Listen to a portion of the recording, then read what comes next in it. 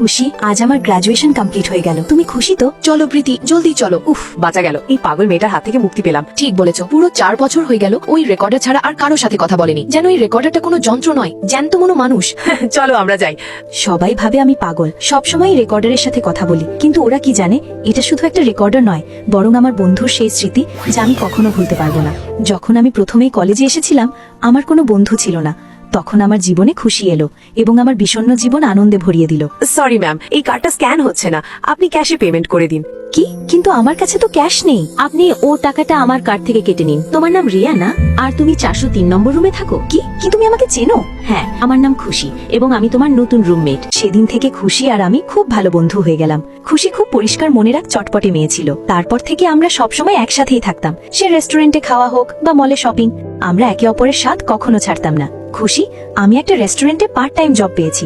রিয়া, আমিও তোমার সাথে জব করতে যাব, খুব মজা হবে। আমি যখন কাস্টমারকে জল দিচ্ছিলাম, সে আমাকে বাজেভাবে টাচ করছিল, যার ফলে আমার হাত থেকে জল পড়ে যায়। তোর সাহস কি করে হলো আমার বন্ধুর গায়ে জল ফেলার? চল ক্ষমা চা। তোর সাহস কি করে হলো আমার বন্ধুকে ছোঁয়ার? ওরে বাপরে, এই তো খুব ভয়ানক। চল পালাই। বাপরে, বাইরে তো খুব বৃষ্টি হচ্ছে, আমি তো পুরো ভিজে গেলাম। এই নাও টাওয়েল। আরে রিয়া এখনো এলো না? রিয়া তো ছাতাও নিয়ে যায়নি, ও হয়তো ভিজে যাবে। আমি রিয়াকে নিতে যাচ্ছি। হাই রিয়া, এই দেখো আমি তোমার জন্য ছাতা এনেছি। হাই খুশি। আরে এই তো সেই রেস্টুরেন্টের মেয়েটা না? এখন রাত হয়েছে, আশেপাশে কেউ নেই, চল সুযোগের সদ্ব্যবহার করি। আরে এ তো সেই ছেলেগুলো, ওরা তো রিয়ার দিকেই যাচ্ছে। আমাকে রিয়াকে বাঁচাতে হবে। রিয়া না, খুশি। সেদিন খুশি আমাকে বাঁচাতে গিয়ে নিজের প্রাণ দিয়ে দিল এবং আমাকে চিরতরে ছেড়ে চলে গেল। খুশি, এটা তুমি কি করলে? জলদি পালা, নইলে খারাপ ভাবে ফেসে যাব। ডাক্তারবাবু, আমার খুশির কিছু হতে পারে না, বলুন যে এসব মিথ্যে। দেখুন, এটাই সত্যি।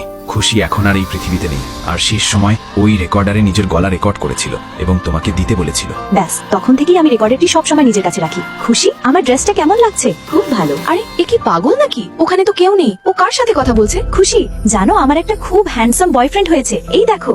রিয়া, বয়ফ্রেন্ড পেয়ে এখন তুমি আমাকে ভুলে যাবে? না খুশি, আমি তোমাকে কখনো ভুলবো না। আরে রিয়া কি পাগল হয়ে গেছে? ও রেকর্ডারকে খুশি কেন বলছে? রিয়া, তুমি তোমার চাবি ভুলে যাচ্ছ। থ্যাংক ইউ খুশি, তুমি সবসময় আমার বেস্ট ফ্রেন্ড হয়ে থাকবে।